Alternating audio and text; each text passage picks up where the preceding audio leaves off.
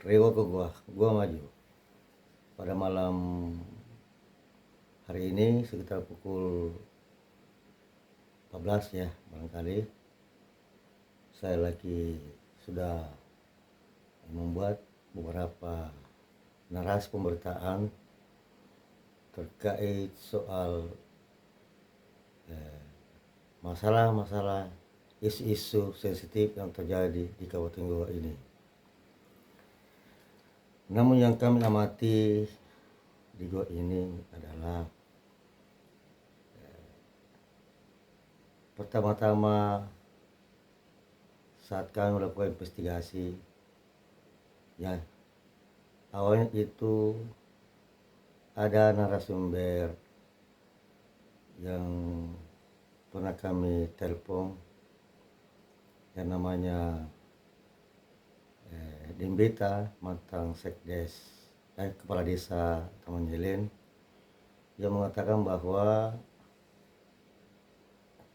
itu diduga tidak ada perselingkuhan. Kedua, masalah ini awalnya itu adalah pemerasan. Jadi ibu ini, saya hanya mulai kata-katanya, ibu bupati ini awalnya diduga mau diperas. Setelah tidak berhasil diperas, maka muncullah pemberitaan. Nah, setelah kami kembali melakukan investigasi di lapangan, terdapat beberapa narasumber yang mengatakan bahwa ada Mr. X. Sosok misterius itu yang namanya Mr. X. Tentu di Goa sudah tahu siapa itu Mr. X. Tentu orang misterius ini belum tahu kebenarannya karena belum terverifikasi. Nah, hingga muncullah demo-demo. Akibat pemerintahan muncullah demo ke DPR untuk bupati. Nah, isu-isu yang berkembang itu selama 2 bulan ini, banyak juga oknum diduga ya, oknum pejabat yang ikut terlibat, sebut-sebut ya di dalam di tengah masyarakat. Nah, ada juga orang mengatakan bahwa diduga ada sosok yang sudah ingin naik menjabat bupati. Nah, ada juga yang mengatakan bahwa ketika Usnia Talendra lengser, maka wakilnya naik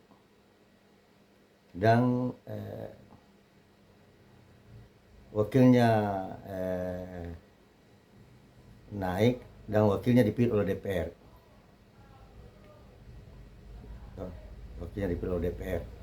Tentu kita sudah tahu semua siapa yang akan dipilih oleh DPR. Itu juga narasumber kami belum terverifikasi. Itu kan yang namanya pemotong awak media selama ini. Nah, muncul RDPO di DPR. Ya, setelah saya nyongkot ya. Senin tanggal 11 ya, maaf. Tanggal 11 Mei lalu, kami juga sebelum RDPO kami berkonfirmasi dengan anggota dewan namanya Sulfiadi dari PKS yang mengatakan bahwa aspirasi yang akibat aksi demo ini sehingga memasukkan aspirasi ke DPR mengatasnamakan rakyat. Lalu saya bertanya, apakah ada datanya rakyat? Apakah ada KTP-nya? Ada tanda tangannya? Saya ini rakyat, tidak pernah melakukan menyotor aspirasi saya, baik ke LSM, baik ke aliansi, tidak pernah. Nah, Sulpiadi mengatakan bahwa harus dilakukan RDPU, rapat dengan pendapat umum, supaya salah satu pemegang diduga barang bukti, dia katakan ya, Zainal Abidin harus menyetor barang bukti itu di dalam RDP, tapi bukan di store secara terbuka, di store ada aturannya di dalam. Dan kalau memang tidak ada penyetorannya barang bukti, nah mungkin RDP sampai di situ. Nah, dan saya amati ini anggota dewan selalu diseroti dengan aturan. Dia tidak mengindahkan, terkesan terpengindahkan.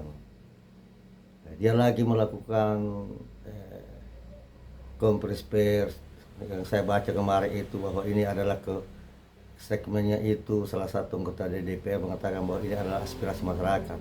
Nah, setelah saya turun melakukan investigasi, minta tanggapannya masyarakat, apakah Bapak tahu tentang ada isu begini? Dia bilang, saya tidak tahu. Bal-bal bohong pitu rakyat, baru saya berdosa kak? Tahu? Saya tidak bohong. Ketika saya melakukan konfirmasi, rakyat tidak tahu. Malah rakyat mengatakan bahwa orang sakit hati itu. Tuh. Nah, dan dia mengatakan sama saya bahwa bupati itu orang baik, suka membantu orang miskin. Selama 35 tahun ini belum pernah ada bupati yang turun di lapangan membantu rumah-rumah yang rusak, hancur, dijadikan rumah yang layak huni. Nah, lalu saya tanya lagi penjual yang ada di Sayusuf, dia bilang saya tidak tahu, saya hanya dengar-dengar, tapi itu orang sakit hati. Sehingga berdasarkan pemantauan saya selama 1 bulan lebih di lapangan dan menggunakan sahabat bom waktu tersebar di gua di mana-mana yang tidak terdeteksi keberadaannya.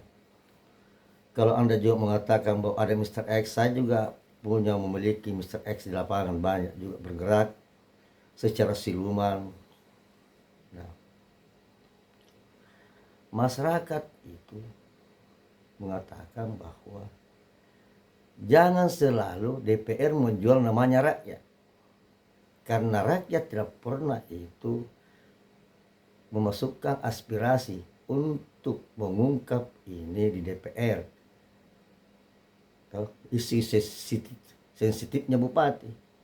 Kalau masalah isu sensitif pribadi itu katanya serahkan sama polisi. Rakyat jelata saja mengatakan seperti itu. Rakyat jelata, rakyat yang tidak tahu aturan-aturan macam-macam. Dia hanya tahunya bupatinya bagus. Nah, setelah kami menelusuri bahwa saya simpulkan, ada juga narasumber mengatakan bahwa Mr. X itu diduga ada warkopnya, kumpul-kumpul di situ. Setelah saya simpulkan, ternyata ini adalah konspirasi politik. Yang namanya konspirasi politik adalah kelompok-kelompok tertentu untuk ingin melakukan isu-isu sensitif dan diduga mau meracuni rakyat supaya rakyat marah kepada bupati. Tapi ketika saya investigasi, bagaimana bupati tanahkan, saya tidak tahu ada seperti itu. Saya tidak tahu, sehingga yang jadi pertanyaan, apakah ini persoalan di Goa, kemauan rakyat Goa untuk diduga mau melengsarkan bupati, ataukah keinginan orang-orang tertentu. Nah, maaf ini ya kalau ada kesalahan-kesalahan saya bicara, karena saya ini melakukan investigasi di lapangan selama ini. Berbagai semua saya tanya, siang malam, kadang subuh saya pulang. Bikin lagi bertanya. Ada itu bertanya saya bikin, muat-muat di baca maki semua, di bawah tuh. Ini yang saya bicara ya, ulang. Nah, sehingga bahkan mirisnya lagi, dia di luar dia cerita di dalam mengatakan bahwa sudah saatnya Husnia Talingrang dilengsarkan karena keluarganya tidak suka sama keluarganya. Toh, saya lagi minta tanggapan masyarakat. Bagaimana kalau saudara kita berseteru dengan tidak? Kalau asina kira apa yang terjadi, pasti kita bersatu. Nia kiri lontra bilang ane tong kurangan. Mana ron di nua geser utara. Ikat teh so menakang asyam awaton jaki. Apalagi sarik batang. Nah, sehingga berdasarkan pemotongan kami, ormas-ormas baik ormas Islam, ormas pemuda, dia mengatakan bahwa belum masih jauh kalau bupati mau dilengsarkan kalau hanya aksi-aksi demo seperti itu, kecuali kalau seluruh masyarakat gua turun, tokoh agama, tokoh Islam, tokoh non Islam, ormas dan lain-lain sebagainya. Tetapi itu aspirasi murni. Ketika rakyat dipanggil untuk melakukan aspirasi baru, dia dibayar, itu bukan aspirasi murni, itu cacat. Itu cacat, nah. Yang itu tidak sembarang. Nah, rakyat menyoroti oknum-oknum anggota dewan, mengatakan bahwa kenapa terlalu dipaksakan ini kasus. Ini kan kasus sensitif yang seharusnya polisi. Nah, sehingga saya minta kepada masyarakat di Goa supaya paham tentang situasi ini. Jangan kita mau diperdaya dengan situasi-situasi yang tidak memungkinkan. Kita harus bersama dengan Bupatita. Bupatita itu banyak orang yang suka karena dia suka turun di lapangan, langsung membantu, senyumnya apanya lagi. Nah, saya masih ingat, masih ingat waktu saya turun wawancara itu salah satu warga miskin yang dia menangis, dia bangga karena dia pernah didatangi oleh rumahnya oleh seorang bupati. Selama 35 tahun tidak pernah terjadi seorang bupati turun mengunjungi rakyat kecil dan miskin sampai di pelosok desa. Sehingga kami memanggil semua masyarakat untuk menolak ini RDP. Kalau tidak bersyarat, ya kita tolak. Kalau tidak sesuai aturan, kita tolak. Nah, tugasnya anggota DPR itu kan malah membuat undang-undang terlain, perda, bekerja sama dengan bupati, mensejahterakan rakyat. Nah, itu tugasnya. Bukan mengurusi persoalan sensitif, persoalan privasinya orang. Oleh karena itu, saya mengajak semua masyarakat bersatu sama bupati kita. Saya mengajak seluruh keluarganya Ibu Bupati bersatu. Seluruh keluarga yang ada di Bontolong bersatu untuk menolak sesuatu yang dilakukan oleh DPR, termasuk mau bikin angket apa, DPU apa. Nah, seorang bupati itu tidak mungkin mudah dilengsarkan. Saya ini pengalaman saya, kepala dusun saya jamaah dilengsarkan, nama berdarah-darah. Nah, apalagi seorang bupati.